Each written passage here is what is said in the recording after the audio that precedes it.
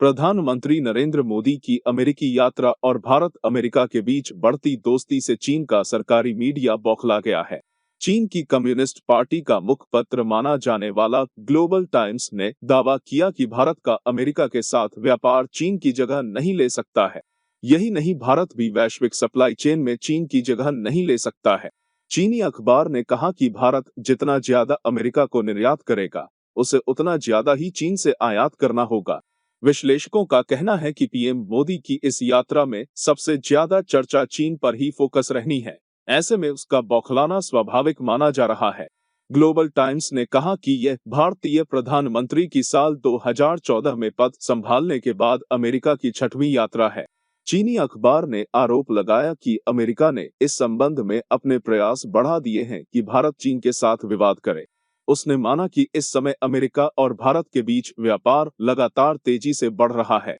America साल 2022-23 में भारत का सबसे बड़ा व्यापारिक साझीदार रहा है। उसने कहा कि इसी तरह से अगर अमेरिका से रिश्ते मजबूत होते रहे तो यह भारतीय अर्थव्यवस्था को काफी फायदा पहुंचाएगा।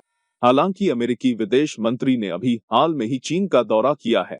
चीनी अखबार ने कहा कि इस बात का ध्यान रखना चाहिए कि अमेरिका ने भारत के साथ व्यापारिक रिश्ते मजबूत करने के दौरान कई भूराजनीतिक चाल चली है।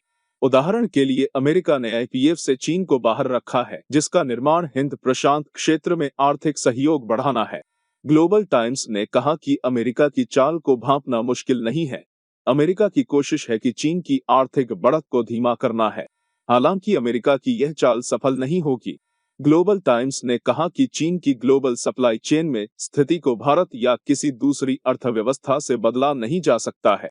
भारत का अमेरिका के साथ निर्यात जहां बढ़ रहा है, वहीं चीन से उसका आयात भी बढ़ रहा है। भारत अभी भी चीन से सबसे ज्यादा आयात करता है।